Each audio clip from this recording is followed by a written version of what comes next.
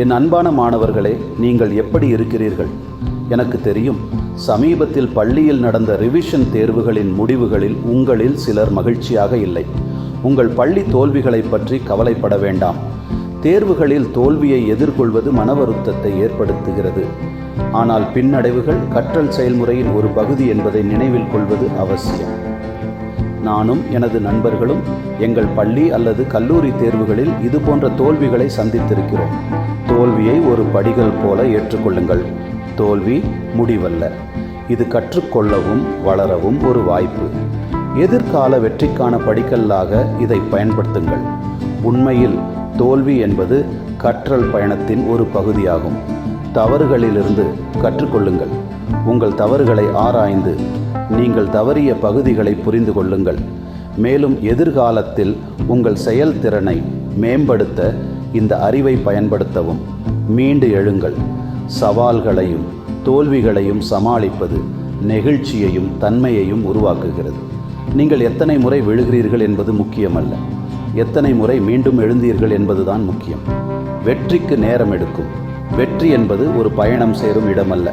தற்காலிக பின்னடைவுகளால் சோர்வடைய வேண்டாம். உறுதியுடன் உங்கள் இலக்குகளை நோக்கி உழைக்க வேண்டும். உங்கள் திறனை நம்புங்கள். உங்கள் திறன்கள் மற்றும் திறன்களை நம்புங்கள். எல்லோரும் தடைகளை எதிர்கொள்கிறார்கள். அவர்களுக்கு நீங்கள் எவ்வாறு பதிலளிக்கிறீர்கள் என்பதுதான் உங்கள் பாதையை வரையறுக்கிறது. யதார்த்தமான இலக்குகளை அமைக்கவும், உங்கள் இலக்குகளை அடையக்கூடிய சிறு சிறு பணிகளாக உடைக்கவும். உங்களை உத்வேகத்துடன் வைத்திருக்க வழியில் சிறிய வெற்றிகளை கொண்டாடுங்கள். ஆதரவை தேடுங்கள். ஆதரவு மற்றும் வழிகாட்டுதலுக்காக ஆசிரியர்கள், வழிகாட்டிகள் அல்லது நண்பர்களை அணுகவும். நீங்கள் தனியாக சவால்களை எதிர்கொள்ள வேண்டியதில்லை.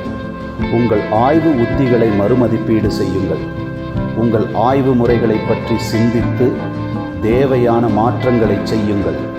உங்களுக்கு எது சிறந்தது என்பதை நீங்கள் கண்டுபிடிக்கும் வரை வெவ்வேறு அணுகுமுறைகளுடன் பரிசோதனை செய்யுங்கள். மேம்பாட்டில் கவனம் செலுத்துங்கள், முழுமைக்கு அல்ல. பரிபூரணத்தை விட முன்னேற்றத்திற்காக பாடுபடுங்கள். முன்னேற்றம் என்பது ஒரு தொடர்ச்சியான பயணம். மேலும் ஒவ்வொரு அடியும் வெற்றியே. நீங்கள் உங்கள் மதிப்பெண்களை விட மதிப்பு மிக்கவர்கள். உங்கள் மதிப்பு தேர்வு மதிப்பெண்களால் மட்டும் தீர்மானிக்கப்படவில்லை என்பதை நினைவில் கொள்ளுங்கள். கல்வி சாதனைகளுக்கு அப்பாற்பட்ட தனித்துவமான திறமைகள், திறன்கள் மற்றும் குணங்கள் உங்களிடம் உள்ளன.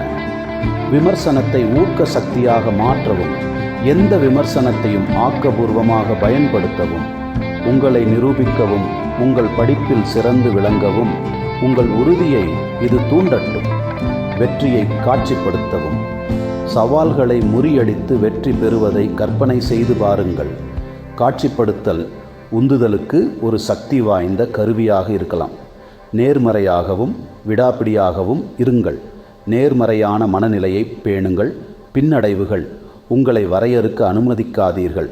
சவால்களை எதிர்கொள்வதில் விடாமுயற்சியே வெற்றிக்கான முக்கிய அங்கமாகும். மாற்றியமைக்க கற்றுக்கொள்ளுங்கள். பொருந்தக்கூடிய தன்மை ஒரு முக்கியமான திறமை. மாற்றத்திற்கு தயாராகுங்கள். அனுபவங்களிலிருந்து கற்றுக்கொள்ளுங்கள்.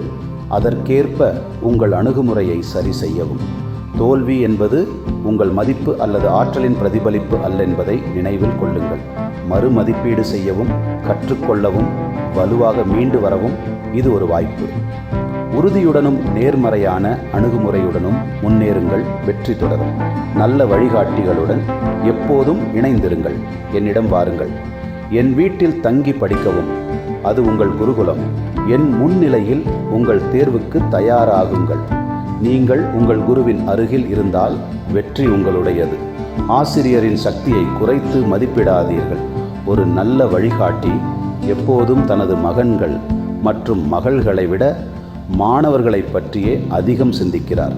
ஏனென்றால் ஒரு ஆசிரியருக்கும் அவர் கற்பித்த ஒழுக்கமான மாணவர்களுக்கும் இடையிலான பாச பிணைப்பை யாராலும் புரிந்து கொள்ள முடியாது. ஆசிரியருடனான நல்ல தொடர்பு கல்வியில் அற்புதமான முடிவுகளை தரும். விசுவாசம் மலையை நகர்த்த முடியும் என்கிறார் ஆண்டவர் இயேசுபிரான். பகவான் கிருஷ்ணர் அர்ஜுனனை பலன்களில் பற்று இல்லாமல் தனது கடமைகளை செய்ய ஊக்குவித்தார்.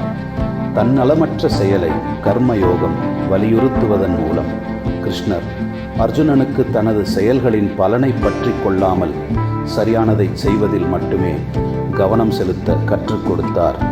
எப்பொழுதும் உங்கள் குருவின் அருகில் தங்கி படிக்கவும். உங்கள் வாழ்க்கையில் நல்ல வழிகாட்டி இருந்தால் நீங்கள் அதிர்ஷ்டசாலி. டிஜிட்டல் பிசாச ஓட்டுங்கள். பந்தயத்தை முடிக்கவும். கடவுள் உங்களை ஆசீர்வதிக்கட்டும்.